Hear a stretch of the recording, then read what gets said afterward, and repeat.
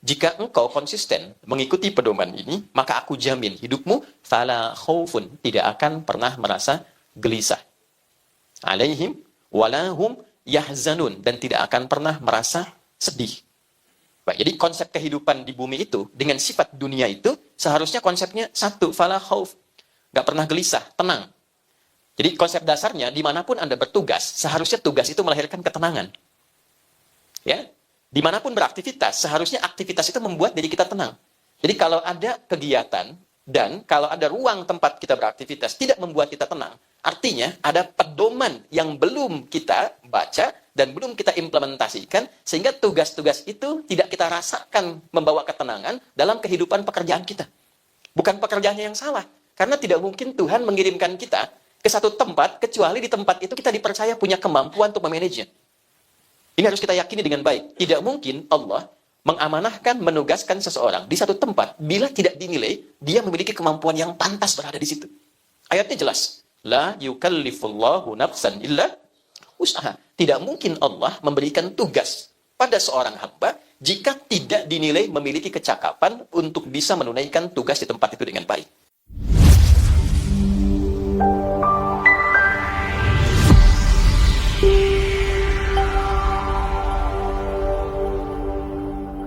Assalamualaikum warahmatullahi wabarakatuh.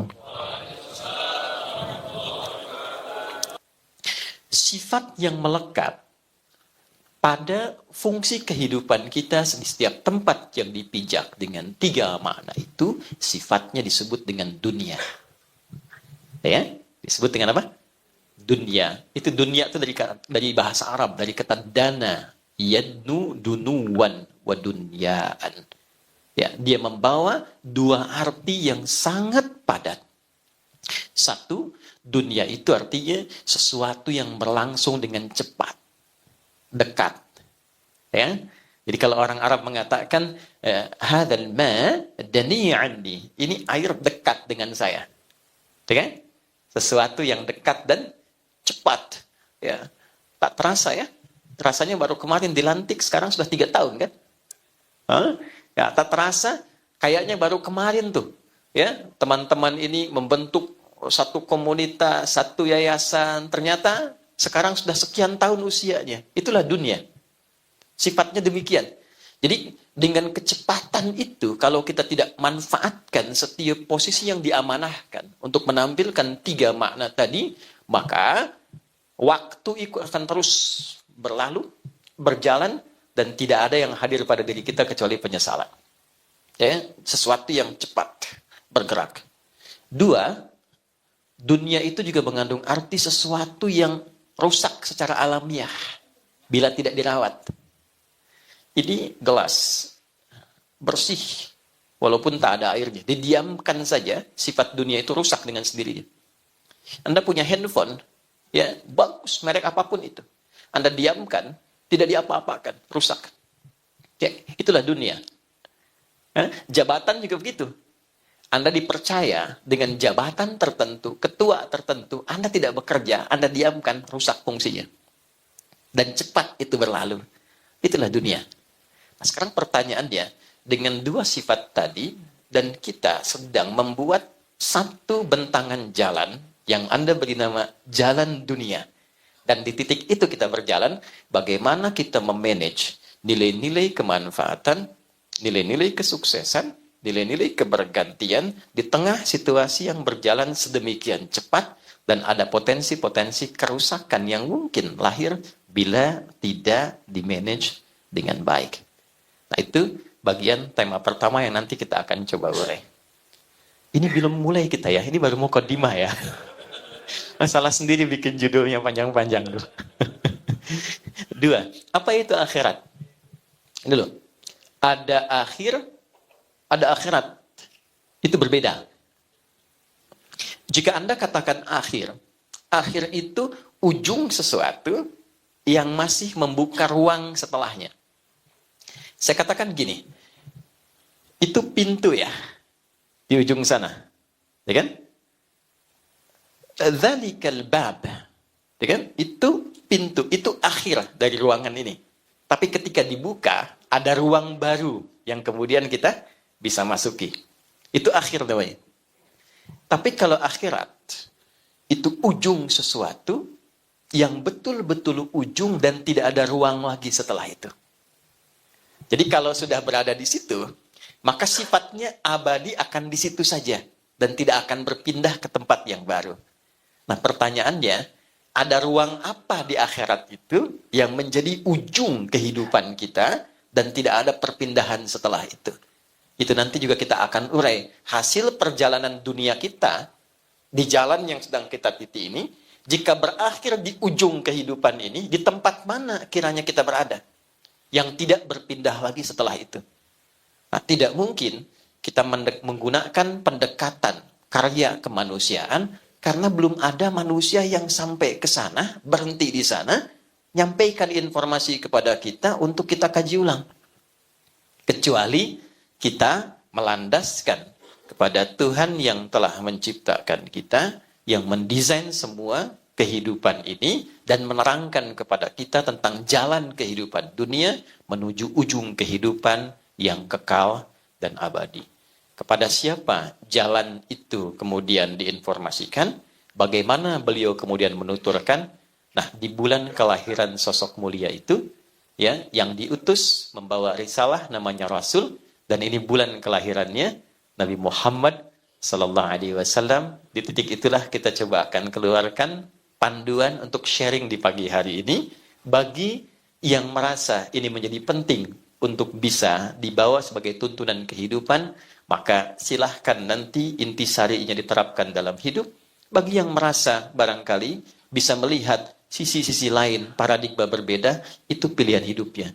Tapi pada akhirnya kita sepakat bahwa kita akan kembali pada Sang Pencipta, dan pertaruhan kita ketika membuka gerbang akhir itu adalah titik akhir kehidupan dalam akhirat yang kita buatkan tema.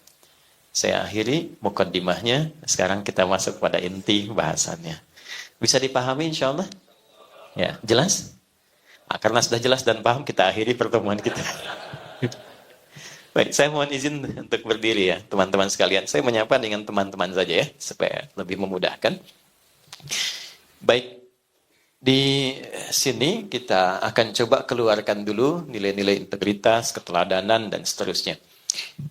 Semua fase kehidupan yang dijalani oleh umat manusia, ya, Tuhan di titik ini bagi kita umat Islam khususnya meyakini Allah Subhanahu wa Ta'ala menugaskan para utusan.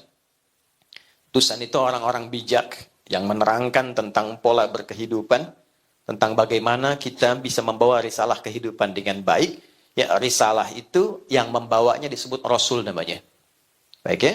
Jadi dari manusia pertama turun, sudah membawa pedoman berkehidupan.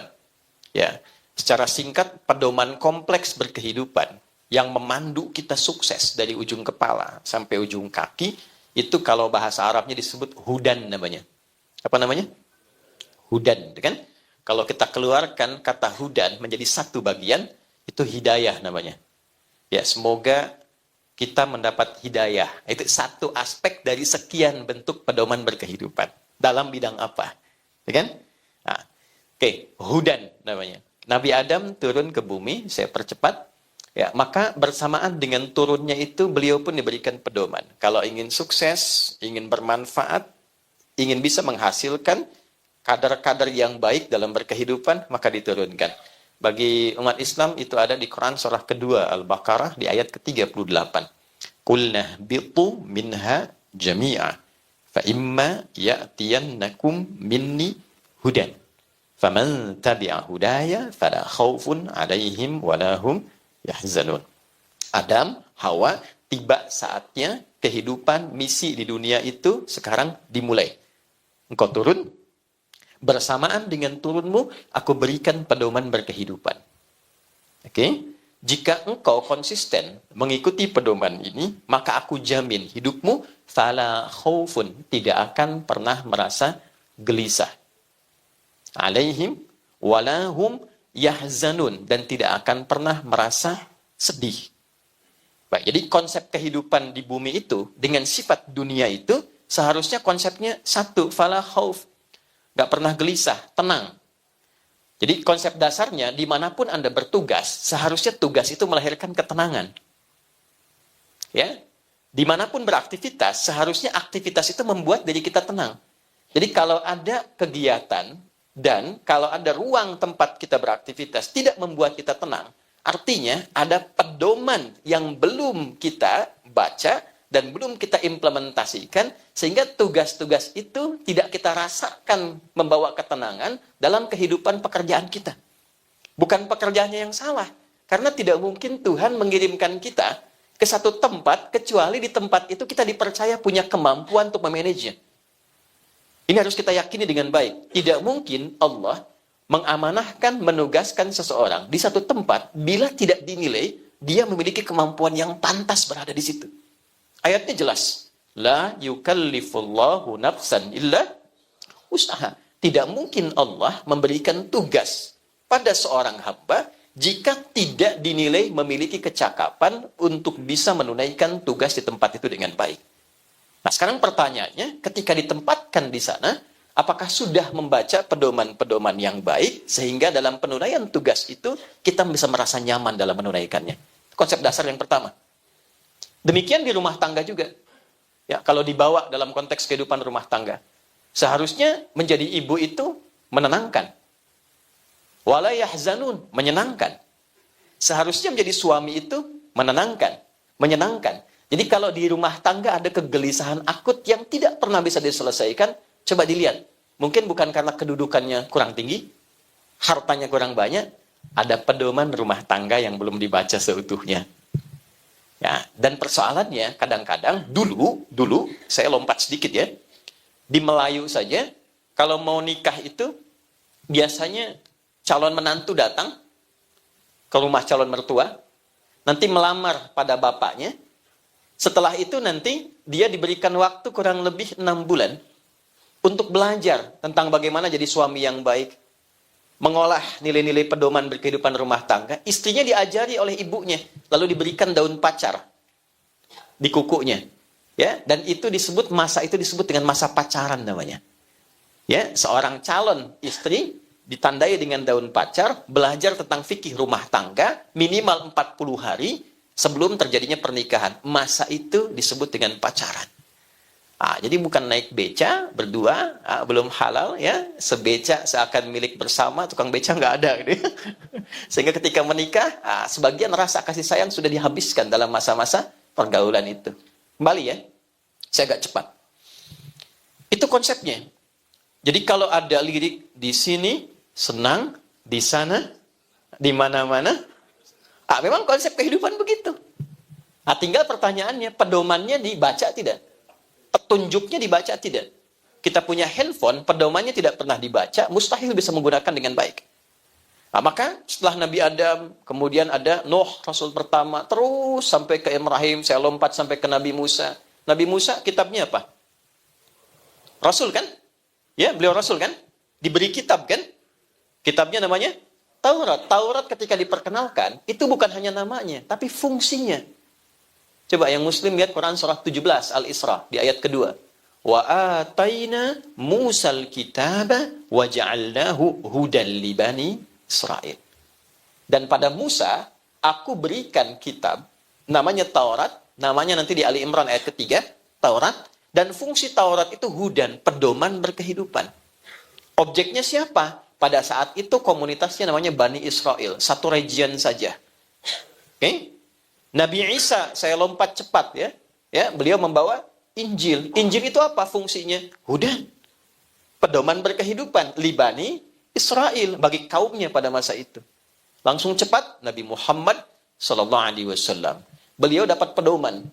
Namanya apa kitabnya? Al-Qur'an. Al-Qur'an ketika diturunkan bukan sekedar untuk dibaca. Membaca itu gerbang pembuka untuk mengetahui isi. Sehingga dengan mengetahui isinya, kita bisa praktekkan pedoman dalam Al-Quran itu pada kehidupan. Turunlah Quran surah kedua, ayat 185 itu. Syahrul Ramadan alladhi unzila fihil Quran hudan linnas. Di bulan Ramadan, diturunkan Al-Quran itu bukan untuk sekedar dibaca.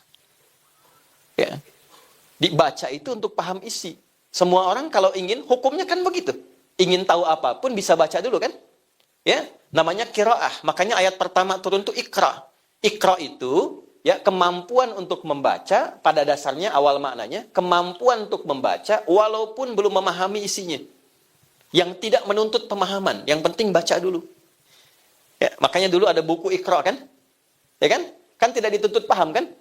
Ya kita cuma bisa belajar tahu huruf a fathah a, fa fathah fa, lam doma u, lu, apa lu, gitu kan? Salah jawab gitu. Tapi kan nggak dituntut kita untuk memahaminya. Sama bahasa Indonesia dulu waktu SD. Ini Budi, ini ayah Budi, ini ibu Budi, ini teman Budi. Sampai sekarang saya cari, nggak pernah dijelaskan siapa itu Budi. Di mana dia tinggal? Kan siapa ayahnya, siapa ibunya? Karena yang dituntut dari situ hanya bisa membaca. Tapi setelah bisa kita baca, levelnya naik menjadi pemahaman untuk mengkaji apa yang dibaca. Pindahlah dari ikra qiraah kepada tilawah. Utlu ma uhiya ilaika minal kitab. Coba transformasikan dirimu dari sekedar baca sampai sekarang menelaah, memahami apa yang dibaca itu. Setelah paham bahwa itu sebagai pedoman berkehidupan. Itulah tilawah. Makanya ketika ada orang baca Quran, baca saja, itu disebut qori kan? Tapi ketika ada yang menerjemahkan supaya kita paham, maka orang yang menerjemahkan itu namanya siapa? Sari tilawah. Ya, sebetulnya asalnya tilawah saja. Tidak pakai sari. Cuma mungkin karena pertama kali yang menerjemahkan Bu Sari, maka dinamakan sari tilawah. Nah, beda mungkin kalau yang pertama menerjemahkan Pak Wayan, mungkin namanya Wayan tilawah. Gitu.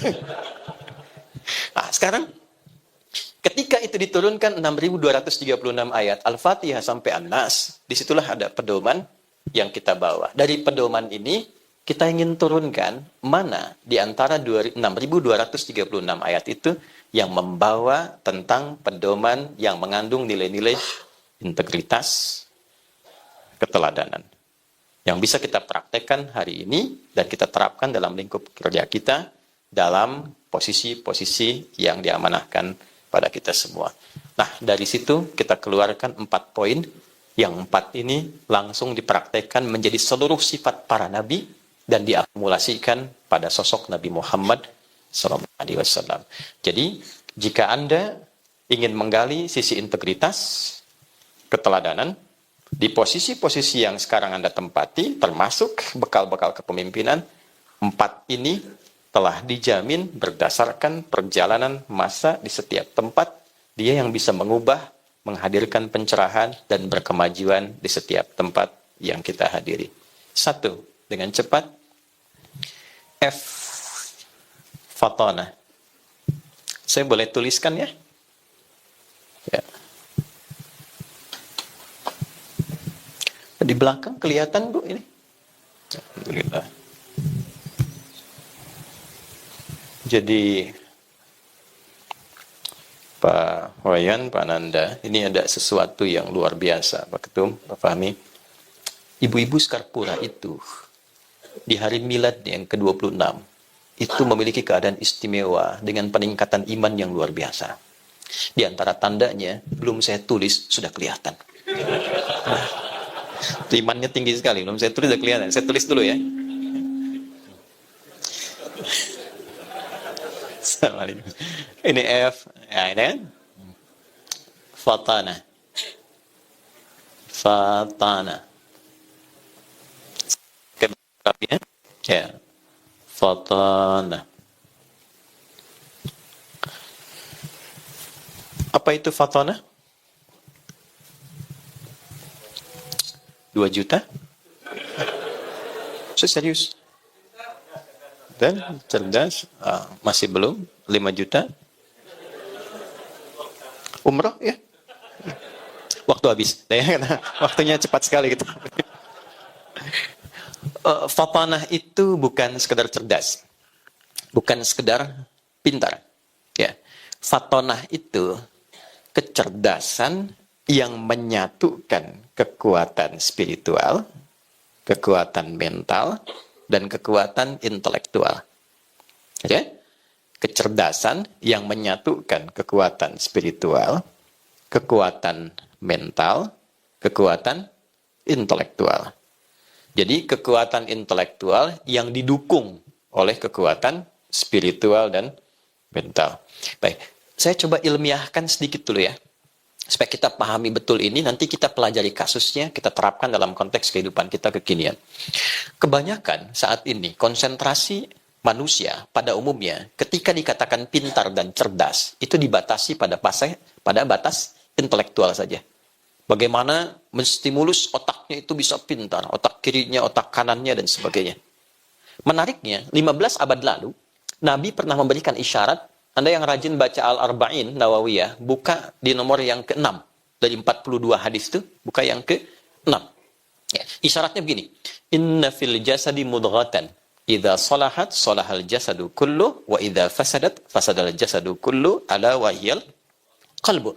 Di dalam bagian tubuh kita terdalam, itu ada satu bagian yang sangat menentukan berjalannya perilaku kita dengan baik atau tidak baik, berintegritas atau tidak, membawa keteladanan atau tidak, dan dia nanti akan mensupport, memberikan pengaruh kepada kekuatan intelektual. Ya, dia adalah qalbu. Nah, menariknya, setelah 15 abad yang meneliti tentang kebenaran hadis itu seorang tokoh namanya Andrew Amora tahun 1991. Dia seorang pakar neurologi, ya, ilmu neuron tentang saraf-saraf terdalam pada diri kita, lalu melakukan kajian terdalam. Ternyata beliau menemukan sejenis otak baru dalam tanda petik dalam bagian jantung kita yang terdalam. Ya, itu tahun 1991. Kita urai lagi. Ya, kan pola kehidupan ini secara cepatnya nanti yang di bidang biologi atau kedokteran bisa lebih mendalami dan menerangkan dengan lebih baik. Ya, kan arus kehidupan kita itu secara singkatnya ketika masuk ke jantung, darah diserap, oksigen rendah, itu kan? Masuk ke serambi kanan, itu kan? Lewat vena cava itu kan? Ya, kemudian dari situ oleh atrium pulmonalis, kalau tidak salah, diteruskan dari serambi kepada bilik kanan, itu kan? Ventrikel kanan. Ventrikel kanan dipompa, disalurkan ke paru-paru, itu kan? Dari paru-paru kemudian diolah, ya, diteruskan kemudian ke bagian serambi kiri, ya. Di serambi kiri ini diolah lagi, diteruskan ke bilik kiri. Dari bilik kiri kemudian oleh aorta disebarkan ke seluruh tubuh dan berubah menjadi oksigen yang lebih baru, lebih bagus lagi. Ya, dari yang rendah, yang biasa kepada yang baru, baru diteruskan ke otak, ke bagian tubuh dan sebagainya. Nah, ternyata di bagian serambi kanan ini ada satu bagian titik kecil yang mengandung 40.000 neuron. Saraf-saraf otak bagian jantung yang dia mampu mengingat, merasakan, memberikan suara, memberikan arah, dan itu ditembuskan ke dalam bagian otak kita yang kurang lebih berisi 100 miliar neuron saraf di dalamnya. Dan disimpulkan, ternyata otak itu secara intelektual, dia tidak memiliki fungsi memerintah. Dia hanya mengkonstruksikan saja bagaimana semua perintah itu bisa dijalankan dengan cepat. Jadi fungsinya netral. Jadi kalau ada kajian akal sehat itu adalah sebuah konstruksi bagaimana merumuskan perintah-perintah yang datang ke otak, ke akal itu bisa diteruskan dengan cepat ke tubuh. Sepersekian detik. Dengan cara yang benar, dengan cara yang baik. Jadi dia nggak punya perintah. Perintahnya semua ternyata dari sini, Pak. Bu. Di sini cuma mengkonstruksikan, semakin pintar, semakin cepat itu dilakukan. Sepersekian detik. Kuncinya di sini. Nah, di dalam sini, di 40.000 neuron itu, ternyata dia hanya punya 2 sifat. Dan sifat itulah yang dijelaskan oleh Tuhan, oleh Allah, di surat 91 Asy-Syams itu, ayat 7-10. Wa nafsi wa ma sawwaha fa'alhamaha fujuraha wa taqwa. Secara presisi, tempat bagian terdalam itu yang membawa nilai kecerdasan spiritual, diteruskan ke intelektual, disupport dengan mental, itu disebut oleh Al-Quran dengan satu bagian, namanya nafas. Nah, kita bicara fatonah ini, dimulainya tidak langsung ke akal, tapi dimulai dari nafas dulu. Ini inti jiwa.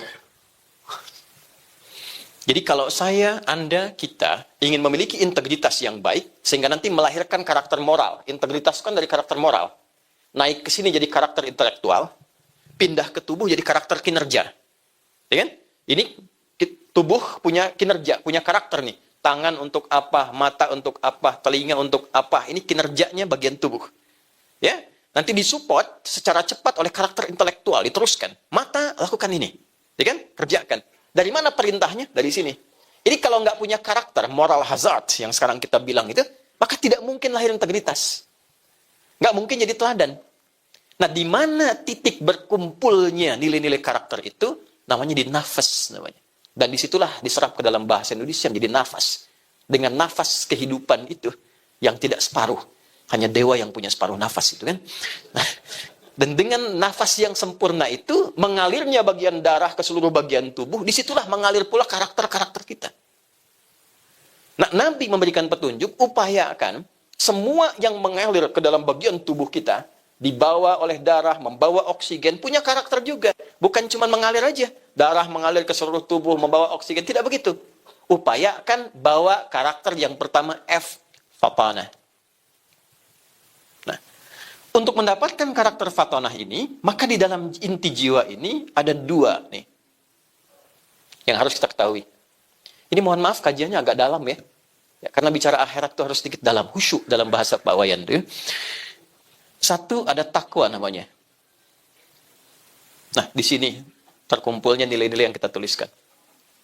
Dua, ada, saya istilahkan katalis namanya. Walaupun menjadi lawan, nanti katalisnya.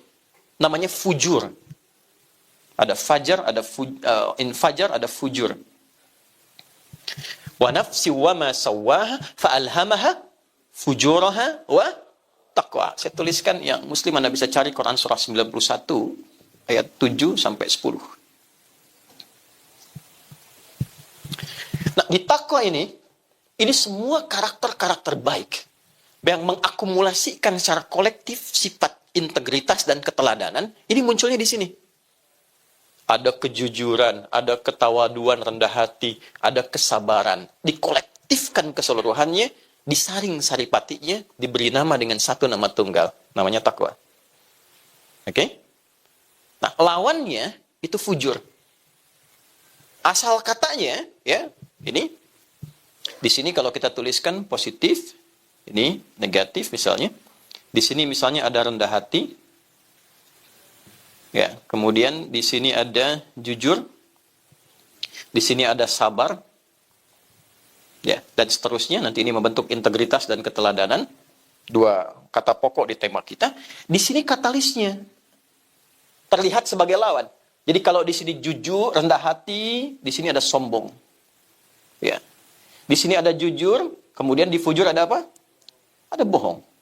Walaupun Anda mengatakan tidak ada dusta di antara kita, potensi dusta itu selalu ada. Oke? Baik. Kalau di sini ada sabar, di sini ada amarah. Ya. Di potensi sombong itu ada. Ya. Belum diangkat, sudah bikin kartu nama baru gitu kan. Tiba-tiba ada koreksi. Bisa ada. Ya. Dulu pakai sepeda, belum punya jabatan, semua disapa. Ya. Udah punya mobil, buka pintu dan nggak bisa. Ya. Nah, itu potensinya ada. Ya, sombong itu ada. Angkuh itu ada. Dusta itu ada. Ya, potensi dusta, potensi menipu itu selalu ada. Baik ya, walaupun misalnya, mohon maaf, ya, Anda berusaha ibadah, Anda berusaha sholat, ya, semakin tinggi, semakin muncul takwanya. Tapi semakin rendah, semakin muncul potensi fujurnya. Ya, Anda jadi pimpinan, kan? Tiba-tiba datang tawaran ini, itu, dan sebagainya. Potensi ini selalu ada. Ya, demikian amarah dan sebagainya. Nah, caranya bagaimana mengolahnya supaya menjadi fatanah? Nah, ini kecerdasan ini yang akan membentuk nilai-nilai keteladanan dalam kehidupan. Perhatikan cara kerjanya. Ya, perhatikan baik-baik. Wa nafsi wa ma sawwaha fa'alhamaha fujuraha wa taqwaha. Ayat 9-nya, qad aflaha man zakkaha. Qad aflaha. Qad itu harfu tahqiq wa taqrib. Tahqiq itu yang menjamin sesuatu, taqrib itu mendekatkan sesuatu pada tujuan. Oke? Baik, aflah dari kata falah. Dia punya dua arti. Sukses dan bahagia. Success and happiness. Ya? Jika Anda ingin mendeskripsikan kesuksesan saja, maka dalam bahasa Arab itu disebutnya namanya fauz. Fauz, sukses tapi belum tentu bahagia. Ya, kata dasarnya, konsep awalnya. Turunannya ada faiz, faizin, fauzan, ya kan faizah. Kalau ada yang namanya fauzan, itu orang yang diharapkan sukses dalam hidupnya. Walaupun belum tentu bahagia. Ya kan? Nah, itu dari kata fauz. Kemudian ada bahagia belum tentu sukses. Itu farah namanya. Dari kata fariha. Sifat laki-lakinya farhan. Ya, perempuannya farah. Ya, ada yang namanya farah misalnya, ya, atau farhan, orang yang diharapkan bahagia selama hidupnya. Ya, walaupun belum tentu sukses. Nah sekarang pertanyaannya saya kasih pilihan nih. Anda pilih mana? Ya, sukses belum tentu bahagia atau bahagia belum tentu sukses? Sederhananya begini, Bu ya, kaya tapi gelisah atau miskin tapi tenang? Nggak ada pilihan ketiga. Nah, Tuhan Maha tahu nih, pasti kita cari yang ideal kan? Ya, kaya dan tenang, sukses dan bahagia. Kalau kita gabungkan dua nama itu, maka berubah menjadi falah namanya. Falah. Kalau kita genggam itu, genggam, jangan sampai lepas. Saya pengen dapat, itu nggak ingin saya lepaskan. Namanya aflah. Qad aflaha. Aku jamin, orang-orang yang mampu mengolah bagian dirinya dengan baik ini, dia akan mudah mendapatkan kesuksesan dan dekat kepada kebahagiaan dimanapun dia beraktivitas, dimanapun dia bertugas. Tuh. Jangan ngangguk dulu, belum selesai nih ya. Nah, bagaimana caranya? Man zakkaha. Man itu penawaran personal bersifat general. Ya, ismun mausulun yadullu alal fardiyatil ammiyah bahasa Arabnya. Ya, paham? Tidak. Ya, huruf yang menawarkan tawaran personal. Jadi kalau Anda melihat kata man, itu rasakan tawarannya buat saya gitu, bawa ke personal. Tapi terbuka general, mau laki-laki, mau perempuan, di posisi apapun. Jadi Allah ini nawarkan begini, hei fulan, Anda pengen sukses, siapapun Anda, saya tidak melihat Anda siapapun. Kalau Anda ingin sukses, bawa ini, dimanapun Anda beraktivitas, maka pedoman ini mengantarkan Anda pada figur berintegritas, memiliki keteladanan, dan dekat kepada kesuksesan dan kenyamanan. Nah, apa polanya? Bagaimana membangkitkan kecerdasan spiritual itu, membawa ke intelektual, dan melahirkan karakter kinerja yang maksimal. Man zakkaha. Siapa yang mampu menyucikannya? Saya tanya semua nih, Bapak dan Ibu. Nyuci itu membuang bendanya atau membersihkan kotornya? Gak mungkin kan ibu nyuci baju, buang bajunya. Dibuang kotorannya, supaya muncul bersihnya kan? Nah, jadi filosofinya gini, artinya kotor itu dimunculkan supaya muncul bersihnya kan? Sebab kalau nggak ada yang kotor, nggak mungkin muncul bersih. Kan nggak mungkin tiba-tiba ibu nyuci pakaian masih bersih. Kan? Harus ada kotor dulu baru dicuci. Nah ini juga sama, Pak. Amarah ini diciptakan bukan supaya kita marah-marah, bukan. Bukan ingin membuat diri kita pemarah, bukan. Tapi supaya sabarnya muncul. Sebab kalau tidak ada amarah, nggak mungkin muncul sabar.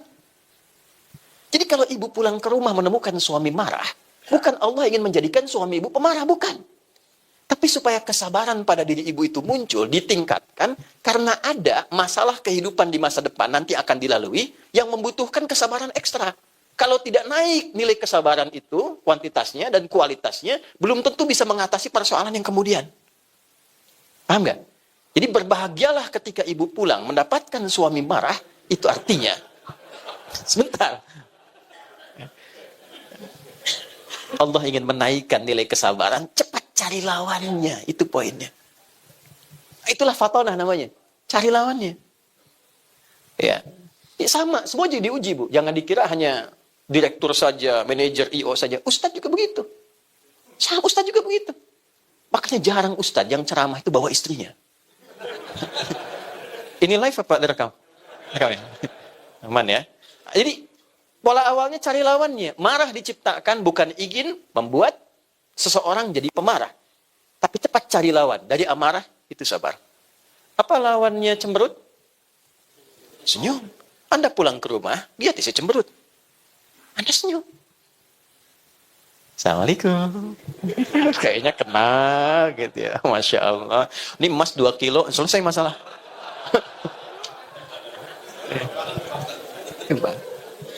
Nah, para nabi itu diajarkan langsung oleh Tuhan. Diajarkan, dikasih langsung panduan untuk bisa fatonah. Jadi makanya melihat apapun bisa bijak. Nah, kita hanya ditanamkan potensi. Dengan potensi itu diminta menggali. Jadi kalau Anda itu become a leaders, ya, become a leader for your own future, ya, Anda ke depan akan jadi seorang pemimpin, maka jika ingin mendapatkan nilai integritas dan keteladanan yang didambakan itu, kemampuan kita mesti menggali potensi-potensi itu. Caranya apa? Setiap menemukan satu kondisi yang tidak ideal menurut kita, cepat cari lawannya. Oke? Ada orang bawa sesuatu misalnya yang tidak jujur. Pak, ini ada proyek Pak, lumayan Pak fee-nya gitu kan, Pak GM. Bisa nggak yang saya bisa masuk tanpa tender? Ya kurang lebih untuk Bapak bisa diambil 1 miliar lah gitu.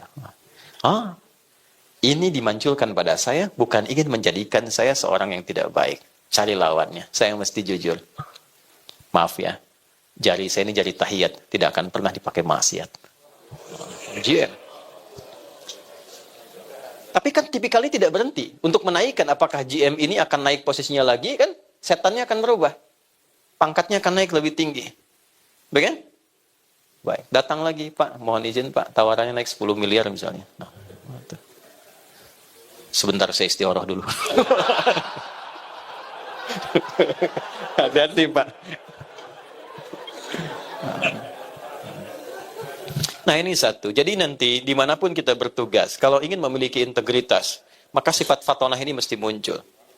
Ya, menempatkan sesuatu sesuai dengan tempatnya, tapi memiliki kecerdasan untuk mencari lawan. Sehingga lahirlah sifat-sifat bijaksana dalam merespon segala hal. Kekuatan integritas itu kalau cuma teori itu nggak bisa. Al-Quran itu menawarkan praktek. Karena hakikatnya semua yang kita hadapi itu menguji kematangan potensi kita. 40.000 itu luar biasa, dipakai apa saja itu. Nah ini yang menjadikan keadaan diri kita selalu bergolak. Dihadapkan pada pilihan-pilihan. Jumatan, keluar dari masjid, lihat sepatu bagus-bagus, sudah bergolak hati kan? Iya kan? Yang bertarung kan dua. Apakah sifat ini yang muncul sendiri ke atas? Iya kan? Atau yang ini? Dalam dunia pekerjaan kita, selalu akan dihadapkan pada dua pilihan ini. Oke? Nah, maka pergolakan itu dalam bahasa Arab disebut dengan koluba namanya. Sesuatu yang tidak pernah tentram, selalu ada gejolak. Karakternya disebut kolbu. Maka nafas punya tempat, wadah namanya kolbu. Ada sering bikin kajian manajemen kolbu kan? Kolbu punya gerbang, gapuranya. Gapura ini namanya sodrun. Jamannya sudur. Ini gapuranya sodrun. Tempatnya di sini nih. Ini ada ruang cekungan di sini. Ini nahrun, ini botnun perut, ini nahrun bagian atas, di sini sodrun. Semua orang punya sodrun di sini. Ini filosofinya, kenapa dalam sholat bagi umat Islam tangannya bersedekap di sini. Tidak di perut kan, tapi di sini. Ya, untuk menjaga bagian-bagian inti kehidupan kita, supaya bisa selalu dikondisikan dengan baik. Dan lahirlah sifat-sifat ketakwaan itu. Itu sodrun. Jamannya sudur. Jadi, gerbangnya, gapuranya, ini, namanya sodrun. Jamannya sudur. Ada makhluk yang memang tugasnya ingin menjauhkan kita dari nilai ketakwaan. Supaya terlempar pada sisi yang buruk saja. Fujur. Keluar yang buruk dari nafas. Namanya su. Su itu sesuatu yang buruk yang tidak sepantasnya keluar. Mata harusnya memandang baik, memandang yang buruk. Lisan harusnya bicara dengan baik, bicara yang buruk. Tidak punya fatonah. Maka keluar sifat su namanya. Pintunya dari sini. Sesuatu yang menjauhkan dari yang baik kepada yang buruk. Itu bahasa Arabnya syaitana. Sifatnya syaitan. Ya kan? Nah, syaitan mencoba untuk menjauhkan dengan menembus kita. Ini karena agak dalam, pembahasan spiritual. Dia tembus dari sini. Dari gapuranya, dia masuk dari sini. Tembus ke kolbu, sampai ke nafas, sampai ke fujur. Kan? Makanya bagi umat Islam, milenial, kontemporer, kekinian, ada satu surat dari 114 yang paling favorit bagi umat Islam dimanapun di muka bumi. Surat An-Nas itu. Ya, Qul a'udzu birabbin malikin ilahin. Nah, teruskan. Min syarril waswasil alladzi fi sudurin nas. Was-was, bisikan halus yang tak terlihat tapi sampai menghujam langsung ke sini. Bisikan untuk nyogok, bisikan untuk korupsi. Ya. Gimana orang datang, nitip 200.000 bisa lewat, proses dimudahkan, nitip sekian bisa lewat, gitu kan? Jalan cepat, fast track, tapi menggunakan cara-cara yang tidak tepat. Misal, saya contoh saja gitu kan, kan ada was-was. Ada prosedur yang benar, ada prosedur yang salah. Bisa terjadi dalam berbagai hal. Maka apa yang terjadi? Was-was itu tak terasa, tiba-tiba muncul karakternya. Maka keluar dari nafas sifat su. Nafas ketemu dengan su, jadi nafsu namanya. Itu asalnya. Ini bukan ilmu otak-atik ya. Ini nyata, ada referensinya. Nafas plus su ketemu apa? Jadi apa? Nafsu. Ditemukan di mana? Quran surat ke-12 ayat berapa? 53. Wa ma ubarni'u nafsi innan nafsa la'ammaratum bisu illa ma rahima rabbi. Nafas ketemu su jadi nafsu. Nah, nafsu itu yang berlawanan dengan takwa. Ya, takwa dibisikkan untuk baik, nanti ada malaikat yang membisikkan, 88 kali disebutkan dalam Al-Quran. Setan pun disebutkan 88 kali. Jadi ketika Anda dihadapkan pada satu hal, akan ada dua bisikan, kebaikan atau keburukan. Tinggal mau pilih yang mana. Nah, itulah di titik itu kita penting memiliki fatonah. Fatonah itulah yang menguatkan kita untuk mengambil sifat baik itu supaya meredam yang buruknya. Kalau yang buruk itu bisa kita tekan, integritas lahir. Maka Anda akan dikenal sebagai pemimpin yang jujur, kan? Berdedikasi, kata-kata indah yang sekarang banyak digaungkan itu. Ya. Tidak harus muncul di TikTok, dengan sendirinya Anda akan hadir. Ya. Saya ingin sampaikan dulu, saya tidak punya akun TikTok sebetulnya. Nah, itu mungkin banyak yang bikin itu ditampilkan, dan saya lebih senang basicnya ke kitab, baru ditampilkan di media sosial. Nah, di kitab itu murni, kalau kita ngaji ada buku namanya Sorof untuk derivasi misalnya. Jalasa yajlisu syakaro yashkuru. Nah, sekarang berubah ke dunia maya itu. Tak takayu tak tiku tiktokan. Fasbakayu fasbiku facebookan. Itu kan Instagramayan Instagramu Instagraman. Dan puncaknya tabaya tubuh YouTubean. Nah, jadi beruntungnya kita bahagia bersyukur tinggal di Indonesia. Karena semua konstruksi kehidupan berbangsa, bernegara, itu undang-undangnya menyatakan dan mendasarkan pada nilai takwa. Ini. Saya pernah coba riset satu-satunya di dunia. Saya lihat sampai hari ini, saya belum melihat yang lain ya. Yang undang-undangnya secara spesifik menyebutkan kalimat takwa itu Indonesia. Ya, bahkan pembukanya di preambul sudah atas berkat rahmat Allah yang Maha Kuasa. Diturunkan. Misal, kita bawa nih dalam konteks kehidupan berbangsa, bernegara. Sejak berpendidikan. Undang-Undang Sisdiknas nomor 20 tahun 2003. Di pasal menimbang itu kan ada 5 tuh. A, B, C, D, E. Di B saja itu sudah ada kalimat takwa. Undang-Undang Dasar 1945 mengamanatkan pada pemerintah mengusahakan, menyelenggarakan satu sistem pendidikan nasional yang meningkatkan keimanan dan ketakwaan pada Tuhan Yang Maha Esa serta akhlak mulia. Baru nanti mencerdaskan kehidupan bangsa. Jadi orang tua kita saking luar biasanya menginginkan pribadi-pribadi dari kecil tuh baik dulu, punya fatonah dulu, baru cerdas intelektualnya. Sebab kalau jiwanya sudah punya integritas, cerdas akalnya, ditempatkan dimanapun pasti jadi orang baik. Ya, yang terjadi kekinian kita dapatkan, banyak orang cerdas tapi nggak punya sifat fatonah, kecerdasan spiritualnya kosong. Sehingga kecerdasan intelektual itu didorong oleh nafsunya, digunakan untuk apapun yang memuaskan hajat hidup dirinya. Ini yang bahaya. Ahli hukum banyak, tapi banyak yang dihukum. Ya kan? Ahli ekonomi banyak, tapi belum mengangkat ekonomi menjadi stabil. Kenapa? Karena kurang dari sisi awal. Ini fatonah. Maka tadi dari 37 kurang lebih tempat calon-calon ketua, ya, DPC, calon pimpinan ke depan, jika menjadi dan mengharapkan menjadi pribadi yang berintegritas, ideal, mengukir sejarah baru, bahwa di setiap tempat ditempatkan dalam wilayah Angkasa Pura itu, seluruh pimpinannya memiliki sifat yang pertama, yaitu fatonah. Itu akan jadi sesuatu yang sangat luar biasa. Ya. Saya ingin satu saat orang akan mengatakan, di mana ya kepemimpinan yang paling jujur di Indonesia ini? Oh itu loh, ada di Bandara Ngurah Rai misalnya. Di mana ya yang punya kejujuran dan kesabaran? Itu loh, ada di Bandara Soekarno-Hatta. Di mana ya yang ada di sini? Itu loh di Bandara A, Bandara B, Bandara C. Sehingga orang akan menyimpulkan bahwa, oh, Sekarpura menjadi satu rujukan untuk membangun sifat-sifat integritas dalam konteks berindonesia. Yang kita harapkan. Bawa ke Polri nomor 1 dari Tribrata. Bawa ke TNI nomor 3. Ada 7 Sabta Marga namanya. Ya. Yang ketiganya itu ada nilai takwa. Kami tentara Indonesia yang bertakwa pada Tuhan Yang Maha Esa, membela kebenaran, kejujuran, dan keadilan. Itu ya. Bawa ke hakim, punya pancadharma. Nomor 1-nya keimanan, ketakwaan. Itu poin pertamanya. Makanya kenapa setiap putusan pimpinan di Indonesia itu, atasnya itu bintang dulu, baru padi kapas, baru dengan rahmat Tuhan Yang Maha Esa. Karena untuk mengharapkan terkoneksi dengan Tuhan, terbuka gapuranya, terkoneksi dengan Tuhan, dengan terkoneksi dengan Tuhan itu keluarlah keputusan yang berkeadilan sosial. Ini nilainya. Jadi kalau kita bicara integritas tanpa menghadirkan sifat fatonah, mustahil jadi teladan. Nah ini nanti akan membentuk sebuah sinyal-sinyal nih dari sini ke tubuh kita yang membawa nilai-nilai keteladanan ini. Contoh gini, ini cepat ya, praktek aja. Apa fungsi mata? Melihat kan? Nah itu belum ada fatonah. Kalau sudah ada fatonah, mengalir di dalam sini, memberikan arah kepada mata, ada vektornya. Dibimbing mata untuk melihat. Apa yang dilihat? Yang baik-baik saja menurut karakter takwanya. Disebut iman namanya. Nah, bagi yang muslim tuh surah 24, surah cahaya.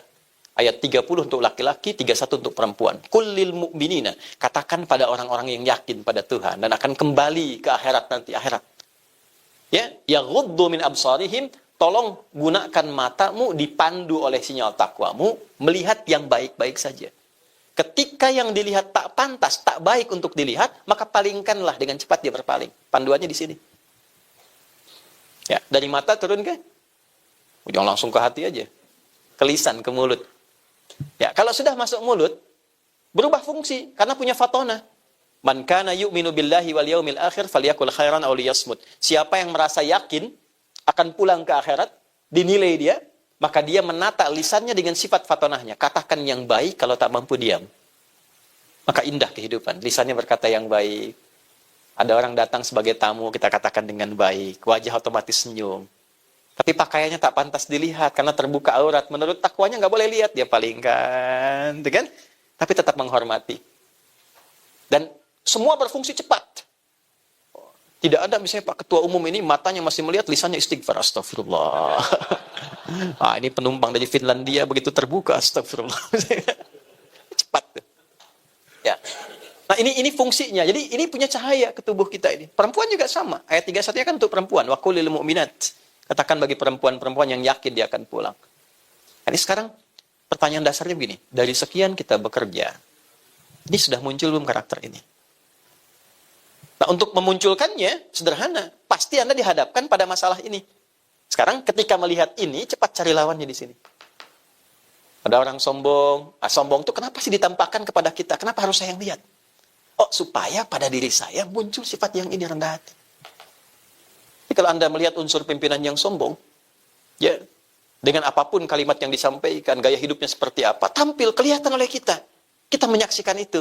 Itu kita diperlihatkan bukan untuk menikmati dan mencela, bukan. Tapi mengambil ibrah, pesan dari situ supaya menata diri, mencari lawan yang lebih baik. 2. A. Amanah.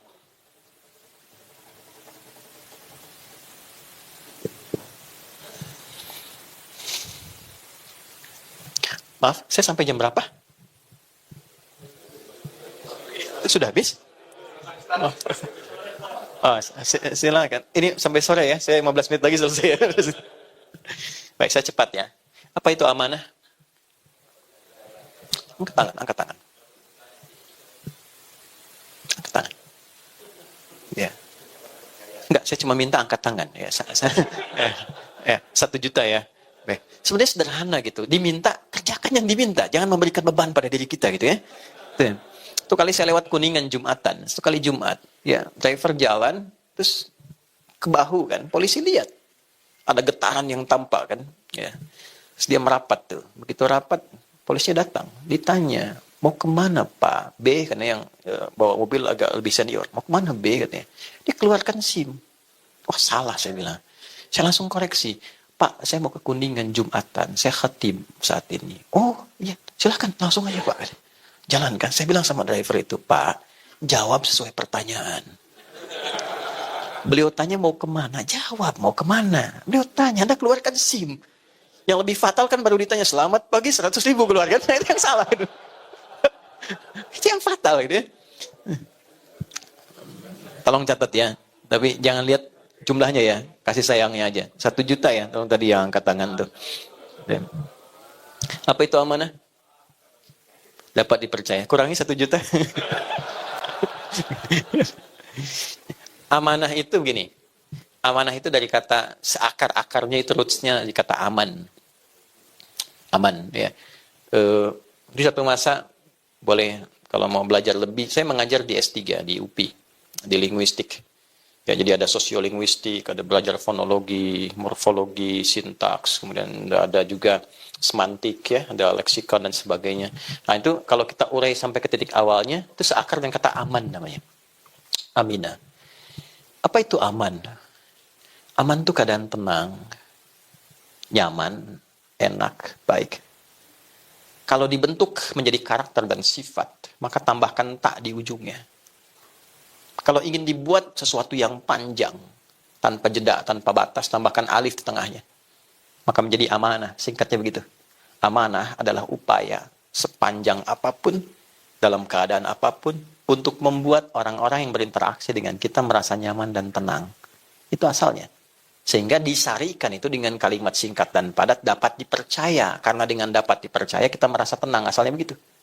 Oke? Di sifat amanah itu. Bagaimana menghadirkan rasa aman, rasa tenang, rasa nyaman bagi orang-orang yang berinteraksi dalam kepemimpinan kita. Jadi ketika Anda ditempatkan dimanapun, menjadi pribadi yang amanah, artinya pribadi yang menenangkan dan melahirkan rasa aman untuk orang banyak. Aman, tenang, nyaman. Gitu. Integritas, iya. Jujur. Tapi setiap orang mau bicara, nggak enak rasanya gitu. Nggak ada ketenangan. Nggak ada kenyamanan. Coba lihat Nabi dia, kan deskripsinya begitu. Ada kitab buku banyak sekali mendeskripsikan tentang pesona, tampilan karakteristik Nabi Muhammad. Itu orang baru lihat wajahnya, terus sudah jatuh hati dengan beliau.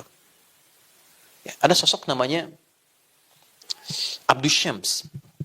Beliau dari Persia. Lalu mencoba mencari keyakinan, pendalaman. Masuk Kristen. Terus dengar lagi info. Ada seorang disebut Nabi di Madinah. Ingin tahu ajarannya, datang. Begitu datang, baru melihat Nabi. Itu 3 tahun sebelum Nabi wafat. 3 tahun sebelum Nabi Muhammad wafat. Tahun ke-7 Hijrah. Baru melihat wajahnya. Itu sudah langsung terpesona dengan karakter beliau. Senyumnya, kepada siapapun senyumnya sama. Kepada siapapun, gak dibedakan. Ya Pak, kadang pada pimpinan dengan bawahan kan senyumnya kadang agak beda ya. Ini semua sama, senyumnya sama gitu. Menyambutnya sama. Itu langsung jatuh cinta kepada beliau. Dengan akhlaknya itu, lalu bersyahadat masuk Islam. Berubah namanya menjadi Abdurrahman. Hamba Allah yang terkasih. Ya, bertekad, saya terlambat nih belajar jadi orang baik. Pengen jadi orang baik. Maka beliau putuskan, ingin mendedikasikan sisa hidupnya untuk melihat belajar langsung dari pesona kehidupan Nabi. 3 tahun dipelajari Nabi keluar rumah jalannya bagaimana, ketemu orang bagaimana, sampai diamanatkan ketemu binatang pun sayangnya luar biasa. Akhirnya dipraktekkan ketemu anak kucing kecil, kucing liar. Kalau kucing rumahan itu kittun namanya, kittun. Serap ke dalam bahasa Inggris itu kitty kan, cat kitty. Jadi Hello Kitty kucing rumahan, jadi bantal, jadi sarung, jadi apa gitu ya. Nah, tapi kalau kucing liar namanya hurun, pakai hak besar. Anak kucingnya Hurairah. Lewat di depan beliau, ya kehilangan induknya diambil, dirawat. Kalau malam diselimuti, makan disuapi, dimasukkan ke jubah. Tiba-tiba lagi jalan berpapasan dengan Nabi, keluarlah anak kucing kecil itu. Nabi mengatakan, "Anta Abu Hurairah." Kamu adalah bapaknya anak kucing kecil yang merawat anak kucing seperti merawat anak sendiri. Maka sejak saat itu viral, namanya disebut dengan Abu Hurairah. Anda bisa bayangkan, orang-orang yang melihat Nabi, saking merasa amannya, nyamannya, percaya pada Nabi, kepercayaan itu bisa merubah kepribadiannya menjadi lebih baik. Dan itu ada polanya, ada fikihnya. Sehingga ketika diwariskan pengajaran itu, ada orang-orang yang ketika Anda lihat, Anda terinspirasi jadi baik. Coba cek deh, ada sosok-sosok tertentu, ustadz, kiai, ulama, habib. Ketika Anda lihat, Anda pengen jadi orang baik. Anda merasa nyaman. Itu diwariskan. Nah, kalau dibawa ke nilai keteladanan kepemimpinan, bisa nggak begitu melihat Anda, karyawan tuh merasa tenang gitu. Merasa terlindungi. Tanggung jawabnya diayomi. Punya pemimpin yang betul-betul memberikan kedamaian. Itu sesuatu yang mahal sekarang. Ya, dulu kalau di garis komando itu, militer, ya, kalau prajurit salah, itu pimpinannya langsung ambil alih. Sehingga prajurit merasa nyaman. Dan kita kehilangan itu saat ini. Tipis. Nah, sama nih, di Sekarpura, Angkasa Pura nih. Bisa nggak ketika lewat itu orang bukan hanya segan, bukan hanya hormat, tapi nyaman. Saya senang dengan pimpinan saya.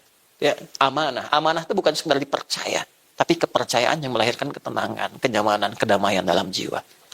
Sehingga orang senang menyebutnya. Siapa bosnya sekarang? Masya Allah, beliau tuh. Ya. Siapa bosnya sekarang? Nggak usah sebut namanya lah. Itu kan? Nah, sifat kedua tuh. Jelas ya? Di sini ya? Oke. 3, saya cepat. Siddiq. Siddiq. Siddiq itu selalu tampil jujur pada kebenaran. Ya. Apa yang benar, itu yang ditampilkan. Ya, tapi cara menampilkannya nanti diatur lagi sehingga membuat orang merasa nyaman. Dia punya kemampuan dapat memanage sebuah kebenaran, tampil dengan cara yang elegan sehingga orang salah tidak merasa disalahkan, orang benar tidak merasa digurui. Itu Siddiq itu. Ya. Abu Quhafah namanya.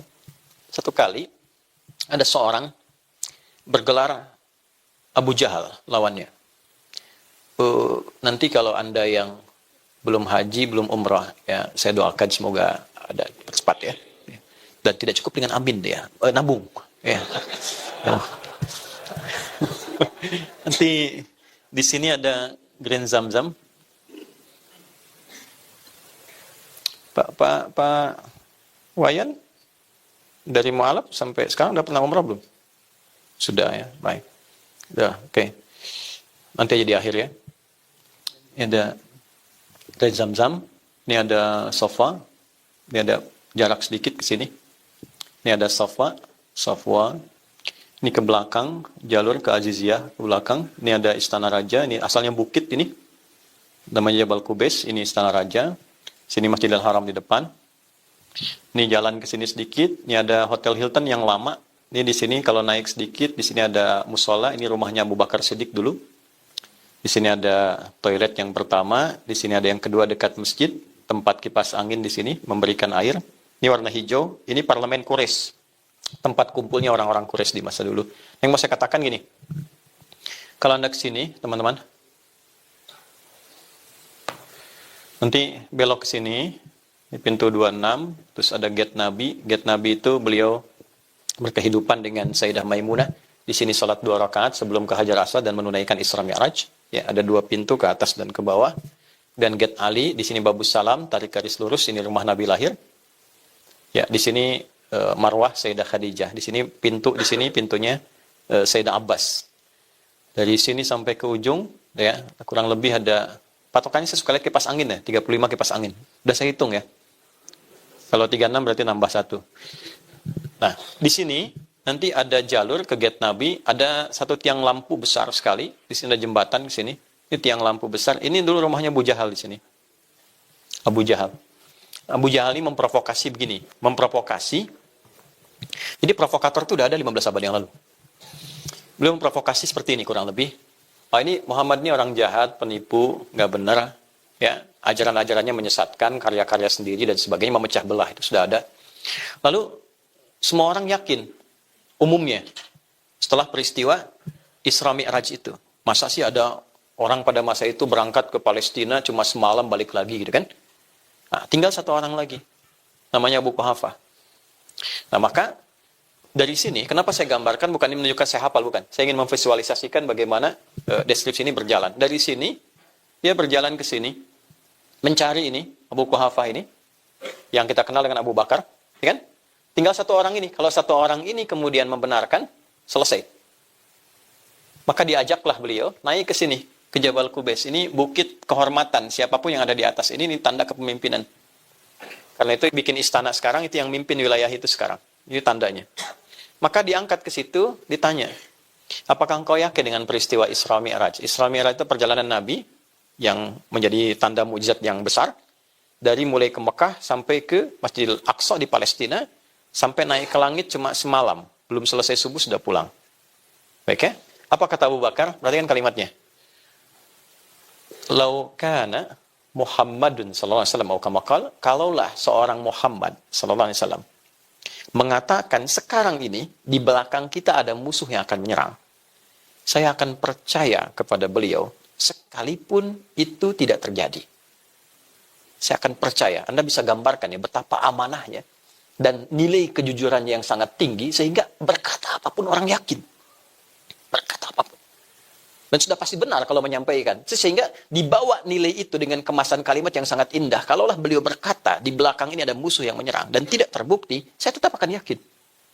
Keyakinan untuk menampilkan kebenaran dengan bahasa yang nyaman diterima dan baik. Dan tidak ada yang tersinggung pada masa itu.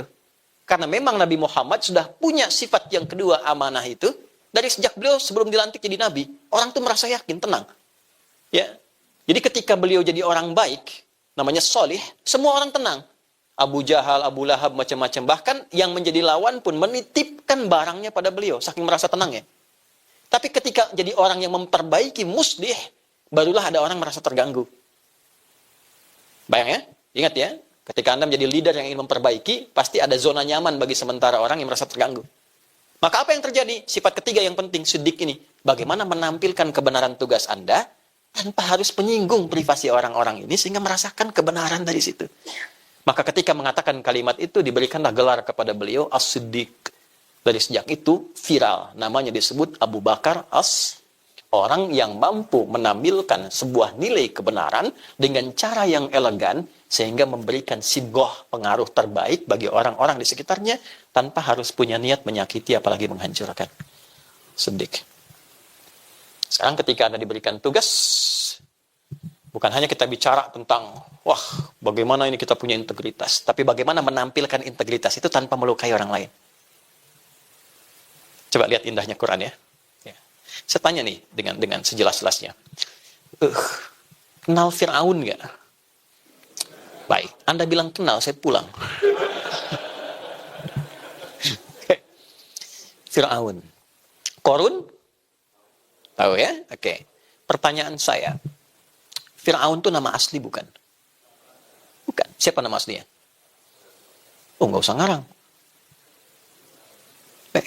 Ramses 2, Ramses 3, region 1, region 2. Ngarang itu bahaya gitu, Pak.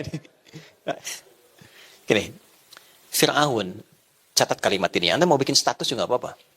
Fir'aun, Fir'aunnya Fir'aun.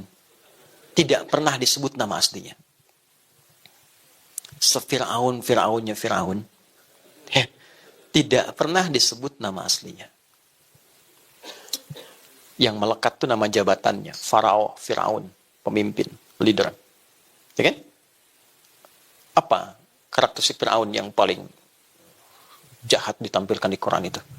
Al-Baqarah 49 itu. Yudzabbihuna abna'akum wa yastahyuna nisa'akum. Ada informasi bahwa ini akan ada sosok yang berpotensi menggantikan kepemimpinannya. Langsung ada bisikan. Apa bisik-bisikan yang kadang-kadang masalah itu? Ya, nyampaikan hati-hati bos gitu ya. Ini potensi nih menurunkan Anda nih gitu ya. Hati-hati Pak GM dengan pembisik-pembisik gitu ya. Harus punya sifat fatonah itu. Ya. Ini berpotensi menghancurkan Anda ini. Langsung keluar dekretnya itu. Dekretnya jelas. Setiap ibu yang sedang mengandung didampingi oleh 2 orang intel. Yang satu mengamati, yang satu mengeksekusi. Ya, dia membawa satu senjata, yang taruhlah misalnya pisau pada masa itu. Jadi begitu lahir, langsung dilihat laki-laki atau perempuan. Kalau laki-laki, itu langsung dieksekusi di hadapan ibu yang baru melahirkannya. Caranya, mohon maaf ya, nanti bisa disensor juga ya. Caranya, itu diambil. Zabaha itu beda dengan nahara. Fasholli li rabbika wanhar. Kalau nahara, itu menyembelih seperti unta, ya, tidak dijatuhkan. Biarkan dalam berdirinya, disembelih. Di sini posisinya. Tapi kalau zabaha, dijatuhkan dulu, ya, baru kemudian disembelih.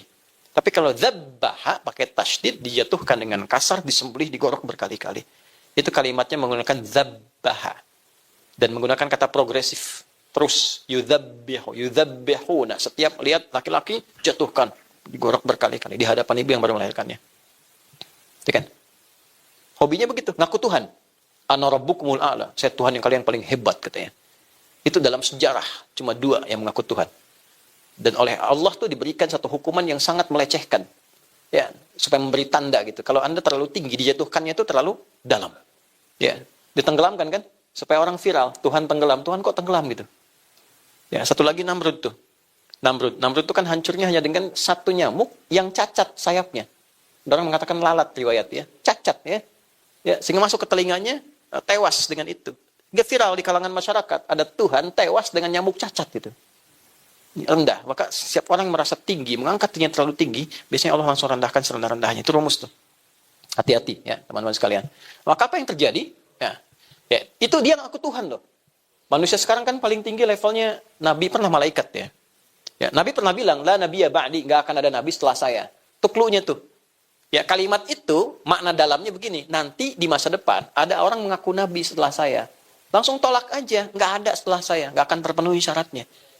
Makanya kalau ada orang ngaku Nabi sampai kini, nggak usah aneh. Ini menunjukkan apa yang dikatakan Nabi Muhammad benar.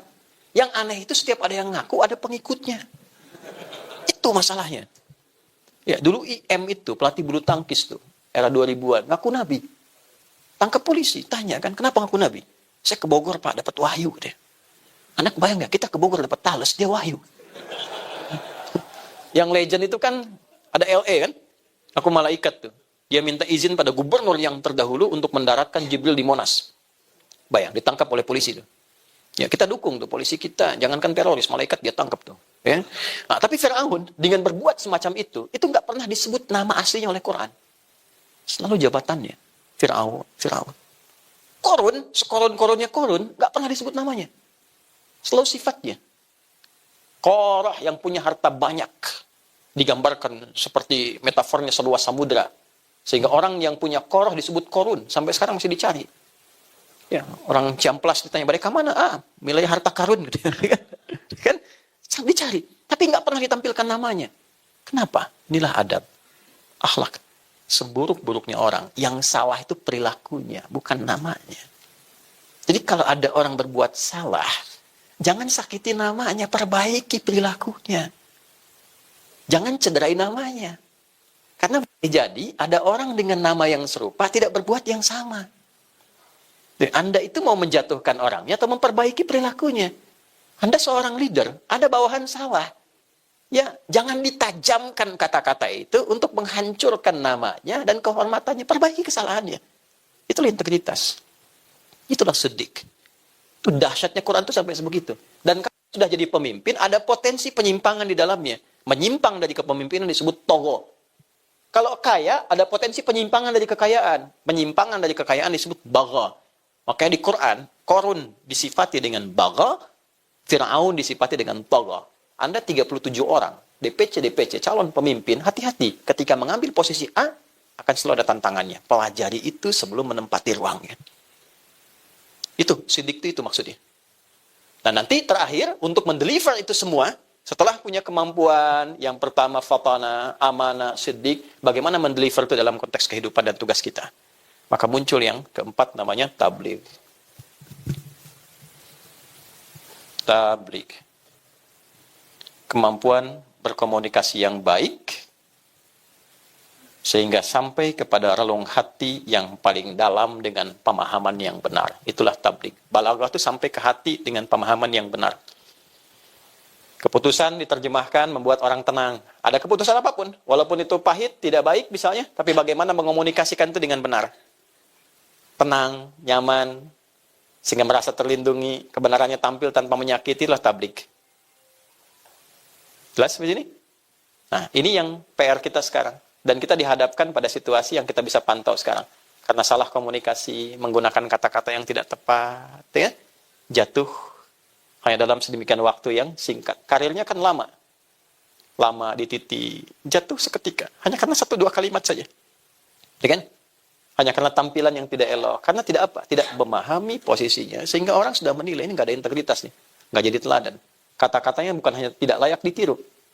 Ya, tapi layak diberikan pelajaran yang mengharu biru. Akhirnya banyak orang tergerak, terlepas dari berbagai motifnya. Tapi ada bagian-bagian yang menjadi pelajaran kita. Jadi kalau ayatnya sudah ditampilkan, teorinya diperdalam, hakikatnya ditampilkan dalam kehidupan kita, terdengar, terlihat, terasakan, belum mampu menggugah kita untuk berbuat jadi lebih baik. Maka dengan cara apa lagi kita diberikan penjelasan yang menerangkan untuk menjadi tipikal pemimpin yang berintegritas, membawa keteladanan. Kalau sudah paham, cepat lakukan. Bawa, khususkan pada diri kita. Dalam bahasa Inggris kasih artikel the kan, ya, there are so many cars outside. Itu banyak mobil di luar. I mean the car is mine. Yang ini, khusus spesifik. Kita mau bawa karakter fast ke dalam diri kita, sehingga beda tampil dengan yang lain. Tambahkan the di depannya sehingga jadi the fast. Dulu ada film The Fast, ya. Kan kalau disatukan jadi fast. Tuh. Ulang tahun ke-26, Serikat Karyawan dari Sekarpura mentransformasi dirinya menjadi The Fast. Sehingga tampil menjadi calon-calon pemimpin yang punya integritas, keteladanan dengan sifat fatana, sifat amanah, sifat siddiq, dan sifat tabligh. Disatukanlah 4 ini menjadi satu nama, namanya Muhammad. Dan disebutkan 4 kali dalam Al-Quran. 4 kali. Quran surah 3 ayat 144, Quran surah 33 ayat 40, Quran surah 47 dengan namanya ayat kedua, dan Quran surah 48 ayat 29. 4 kali. 4 sifat, 1 nama. Dan ketika Anda menyebut nama Muhammad, misalnya, sallallahu alaihi wasallam, bukan sekedar menjadi nabi kita, tapi bagaimana keteladanannya bisa kita tampilkan. Nah, spesial di hari miladnya Sekarpura ini, teman-teman, yang ke-26 bersamaan dengan bulan hari lahirnya Nabi Muhammad sallallahu alaihi wasallam. Bisakah peringatan hari kelahiran bagi kita semua yang ke-26 ini mentransformasikan diri kita menjadi calon-calon pemimpin, calon-calon baik yang menghadirkan karakteristik fast dalam kehidupannya, sehingga jalan dunia yang kita tempuh, track dunia itu diisi dengan fast, menjadi fast track dunia, melahirkan ujung akhirat yang menandai tempat berakhir kita di satu tempat yang masih tersembunyi tapi menjanjikan banyak kenikmatan. Sesuatu yang tersembunyi menghadirkan banyak kenikmatan, dalam bahasa Arab disebut jannah namanya. Kita terjemahkanlah kemudian dengan surga. Nah, surga itulah tempat akhir kehidupan bagi orang-orang yang ingin mendapatkan fast track dalam kehidupan dunia untuk meniti nilai teragung yang bisa dia raih. Ada 8 pintu di dalamnya. Seperti Anda memiliki grade, maka surga pun punya 8 pintu. Dengan 4 sifat ini, Anda silahkan memilih pintu mana yang akan Anda raih. Ada pintu tertinggi namanya Firdaus. Ada surga Aden, ada Jannatun Naim, ada Darul Muttaqin, terus sampai ke bawahnya namanya Jannah saja. Tapi keindahannya pun tak bisa dibayangkan, belum pernah terlihat, belum pernah tersentuh, belum pernah terdengar seperti itu nyatanya dalam lamunan kita. Nabi menggambarkan keindahannya, tapi kita lamunkan nggak sama dengan apa yang dilihat Nabi, dengan apa yang kita lamunkan. Indahnya luar biasa. Itu level yang bawah, bagaimana dengan yang paling tinggi? Ya, seorang Arab Badui ditanya, satu kali bertanya ke Nabi. Di hadis Muslim, nomor hadis yang ke-14, dia datang ke Nabi berkata begini, "Ya Rasulullah, dullani ala amalin yudkhilunil jannata, amalin basitin." Ya Nabi, ajarkan aku satu pekerjaan yang simpel aja.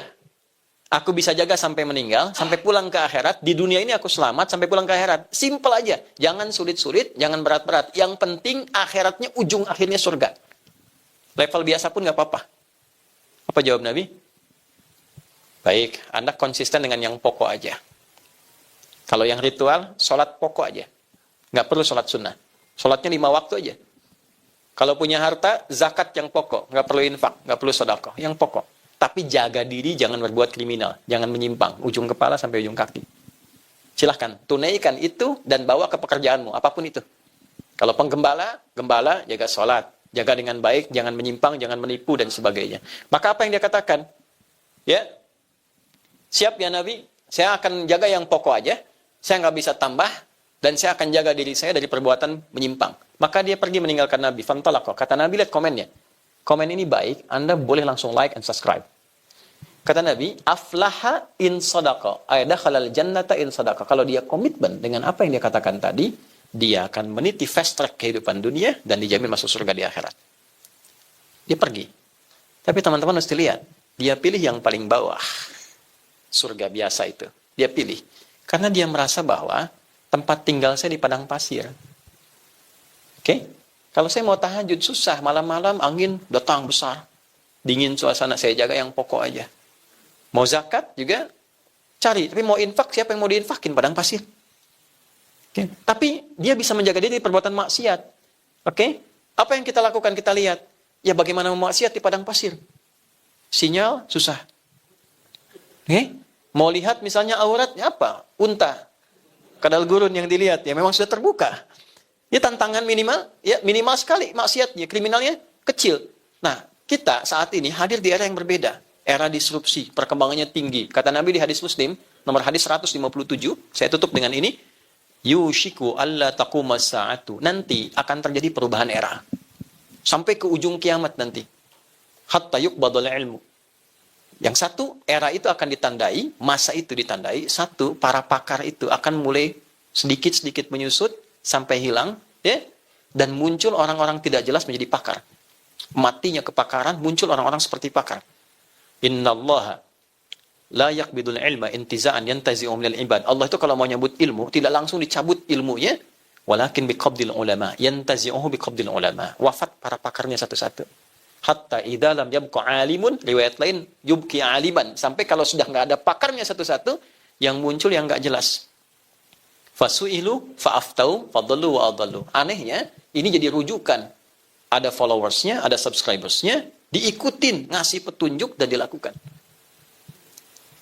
Sama, nanti dalam level kepemimpinan itu juga nanti ada orang-orang enggak jelas. Idza wusidal amru li ghairi ahli fantadhilis sa'ah.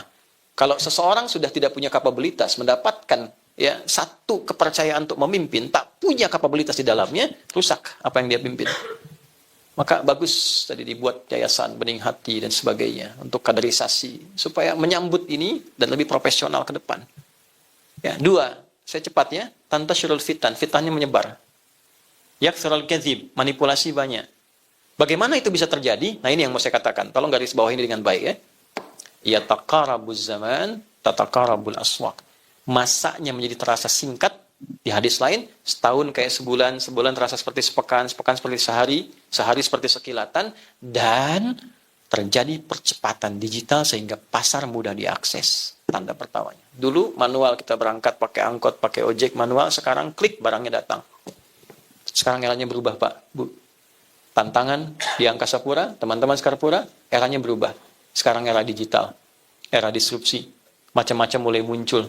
Saya saja seumur-umur belum pernah ceramah tentang garam. Tiba-tiba ada video jualan garam rukyah. Ya, dengan video tampilan seperti saya, ada AI dan sebagainya. Maka inilah tantangan yang kita hadapi saat ini. Tinggal kita hadirkan.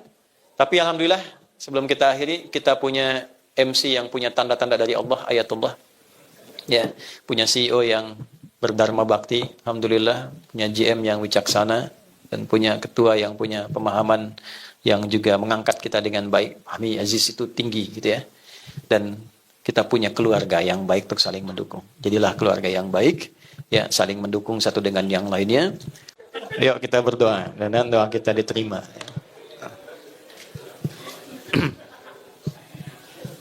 Astaghfirullahaladzim, astaghfirullahaladzim, astaghfirullahaladzim. Alladzi la ilaha illa huwal hayyul qayyum, natubu ilaik.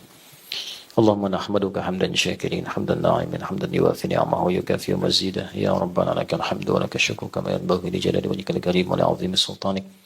Allahumma salli wa sallim wa barik ala habibikal karim rasulikal mustafa al-amin sayyidina Muhammadin wa ala alihi wa sahbihi ajma'in.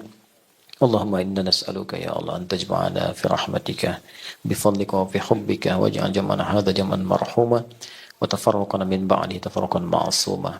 Ya Allah, kami mohon agar Engkau memberikan rahmat, keberkahan, kasih sayang dalam pertemuan kami di pagi menjelang siang ini. Jadikan pertemuan kami mengikat erat kekeluargaan di antara kami, dan bila pun kami mesti berpisah, jadikan perpisahan kami mempertemukan kami dalam keadaan yang lebih baik dibandingkan hari ini. Rabbana la tada'lana fi maqamina hadza dhanban illa ghafarta. Ya Allah, jika ada orang-orang yang pernah berbuat salah, berbuat dosa, berkumpul di ruangan ini, jangan biarkan yang meninggalkan tempat ini kecuali Engkau telah gugurkan dan hilangkan kesalahan-kesalahannya. Wala hamman illa farajtah. Jika ada yang tengah merasakan kegelisahan, mohon tenangkan hatinya. Wala asiran illa yassartah. Jika ada yang telah mengalami kesulitan dalam tugasnya, di rumah tangganya, kehidupan sosialnya, dengan keikhlasannya ia datang untuk belajar hari ini, ringankan dan hilangkan serta angkat seluruh kesulitannya. Wala maridan illa syafaitah. Jika ada yang sakit, mohon sembuhkan penyakitnya. Allahumma alif baina qulubina wahdina lila tuba ilaika taubatan nasuha wa khaffif ya Allah, khaffif hisabana yawmal qiyamati nahtadiya ilaika ya Allah birahmatik Ya Allah, kami mohon, berikan kami kemampuan untuk memperbaiki diri, bertobat, meniti lembaran baru kehidupan dengan lebih baik, dan menunaikan tugas dengan lebih baik, sehingga dapat meringankan hisab kami di akhirat kelak. Allahumma ya arhamar rahimin, ati anfusana taqwaha, wa zakkiha anta khairu man zakkaha, anta waliyuha maulaha, ya khairan nasirin. Allahumma ansurna wahfad biladana Indonesia, wajannibna minat tafraqah, wahdi umara'ana wa ru'asa'ana liyahtadu ya Allah ila hidayatik liyakhafifu hisabahum yaumil qiyamah. Ya Allah, kami mohon jaga negeri ini, negeri yang kami cintai, Indonesia. Satukan kami dalam kebaikan, jauhkan kami dari perpecahan. Berikan hidayah pada para pemimpin kami untuk bersikap adil dalam kepemimpinan yang meringankan hisab mereka di akhirat. Wahdi umara'ana, wahdi ya Allah ulama'ana waj'alhum mukhlasin lakad din. Dan mohon berikan petunjuk hidayah pada para ulama kami, guru-guru kami, agar ikhlas dalam berdakwah, memberikan bimbingan yang mencerahkan, menyatukan, menjauhkan dari perpecahan. Rabbana barik ya Allah fi Sekarpura tamaman mubarakah wa yassir ya Allah li angkasapura kama yassarta ibadaka sholihin wal mu'minin. Ya Allah, berikan keberkahan, kebaikan, kemuliaan pada teman-teman yang berhimpun di Sekarpura ini, agar dapat menjalani tugas-tugas dengan baik. Mudahkan tugas mereka, lancarkan, sehatkan, berkahi, muliakan keluarganya, dan jadikan satu keluarga yang saling mendukung dalam kebaikan. Rabbana atina fid dunya hasanah wa fil akhirati hasanah wa qina adzabannar. Wa sallallahu ala sayyidina Muhammad wa ala alihi wa sahbihi ajma'in. Wa akhiru da'wana subhanakallahumma rabbana wa bihamdika asyhadu an la ilaha illa anta nastaghfiruka wa natubu ilaik. Walhamdulillahi rabbil alamin. Nasrun minallah fatun qarib wa basyiril mu'minin wallahu muwaffiq ila aqwamit thariq. Assalamualaikum warahmatullahi wabarakatuh. Sahabat sekalian, hidup memang tidak pernah lepas dari ujian. Ada kalanya hati terasa sempit, pikiran terasa berat, dan langkah seolah tidak menemukan arah. Namun ingatlah, setiap kegelisahan yang kita rasakan, bukan untuk melemahkan kita, tetapi untuk menguatkan diri, agar semakin dekat dengan Allah. Tidak ada ketenangan yang lebih indah selain saat kita menaruh seluruh harapan dan rasa takut hanya kepadanya. Ketika hati bersandar pada Allah, maka gelisah akan berubah menjadi tenang, takut berubah menjadi keyakinan, dan kelemahan berubah menjadi kekuatan. Semoga apa yang kita dengar hari ini menjadi pengingat bahwa Allah tidak pernah meninggalkan hambanya. Dia selalu dekat, mengawasi, dan menuntun setiap langkah kita menuju jalan yang lebih baik. Jangan berhenti berdoa. Jangan berhenti berharap, dan jangan pernah ragu bahwa pertolongan Allah selalu datang di waktu yang paling tepat. Semoga Allah menenangkan hati kita, melapangkan rezeki kita, dan memudahkan setiap urusan kita. Amin.